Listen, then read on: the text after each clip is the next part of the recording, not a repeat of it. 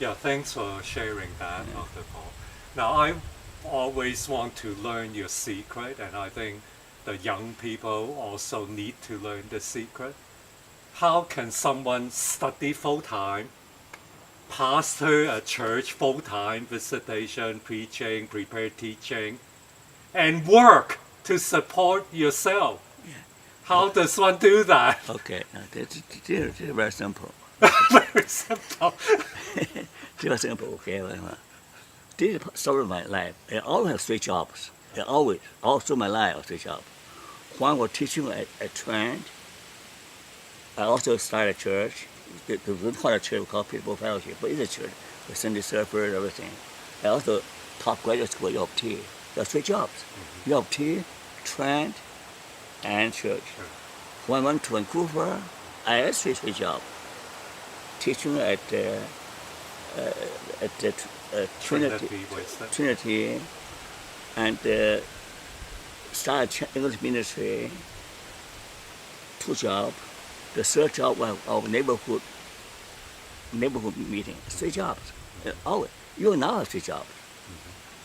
1 job is my research and writing. Another job is my practice. A 3rd job is church ministry. Always 3 jobs. The secret is I trust God every step.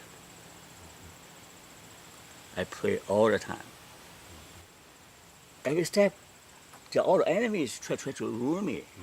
So I said, God, give me wisdom. Show me how should I move, how should I go.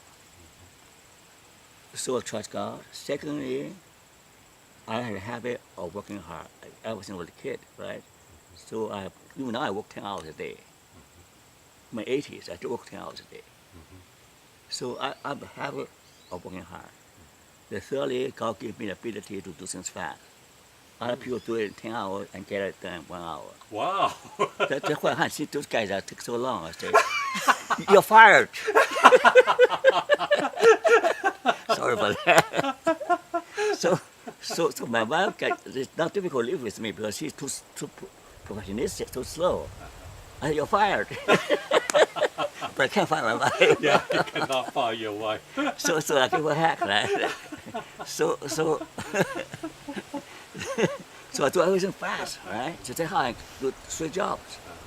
You have to worry about all the little things, and you have to worry about all other people might think, then I'm stuck. I just say, this God wants me to do, I do it with all my heart. That's my secret. I do it all my heart, trusting God, and not worry about it.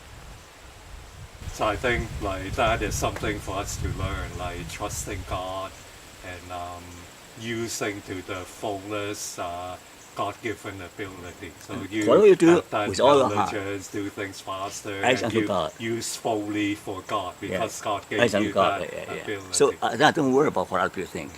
Yeah. Okay. They don't appreciate me for that. Okay, I think so. You share some of the heartaches from those days. How did God comfort you during all those heartaches? Like you're putting your life out as a sacrifice, and then these people do things against God's word. And how did God comfort you and help you in that? Stand I say, don't tell is God give us a gift. See, He always stands by my side. Okay. Once I attack me, I go to Him. Very faithful. Support me financially, secretly. Then put under my pillow. Because I never get a penny from church. Not a penny. I push. Not a penny. But don't tell his brother who always puts money. So don't tell. And my witness opened her house. My witness is very kind to me. Always invite me to her house. To her mother cook for us. So God gives me brothers and sisters who really make me feel, that, you feel comforted and encouraged. And also Stephen Nice and his wife were very supportive. Yeah, so when you were facing all these trials and attacks, God brought comfort to you when you pray and you talk to Jesus, yeah. and also through brothers and sisters who were around you. Okay. And so I think you share some of the sorrows of starting a church. Okay, can we hear about some of the joys? Well, the joy is see once you young people accepting Christ, okay? And the one young person, his father died, so I visit him, provide comfort. Then after I look after the funeral, he said, I want to become Christian. Okay, this is one story. And there's one family from Montreal. I visited them, and she came faithfully with her children, the whole family. So it's amazing.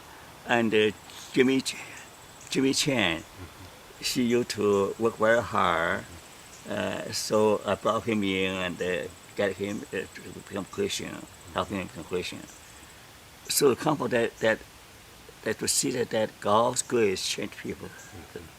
So I think the joy is like the Bible says, like people fruit. come to Jesus, and the angels are rejoicing, celebration, and So- you feel that joy in Yeah, your so heart. it's not money, I don't get a penny, not recognition, they don't recognize me. The books again don't recognize me, all right? But I have joy in serving God.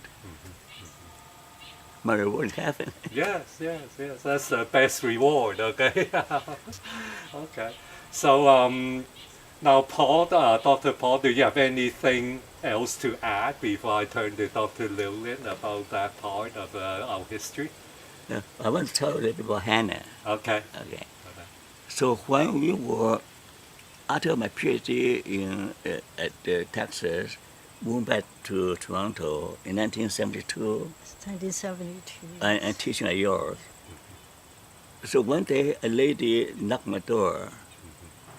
She said, I want to see Paul Wong. So I opened the door.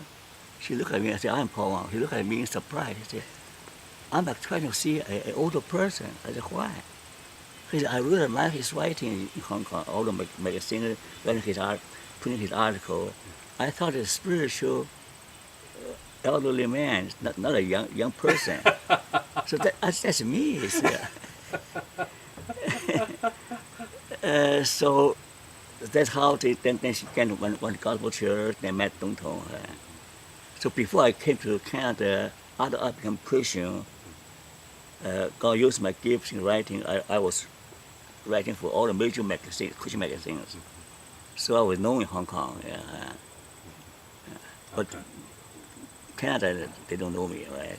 But Women knows me. The Bible study leader in Toronto say, introduced me as a Bible Christian leader in Hong Kong, whatever. Yeah, so that's amazing Hannah. how God used you. Okay, so you were a young Christian writing, and you showed the wisdom of an elderly Christian. So I was popular alongside with famous evangelist, famous Bible teacher, singing Bo, singing Bo, and the three leading people are publishing all three. Oh, okay. Yeah. So God gave you that gift for writing.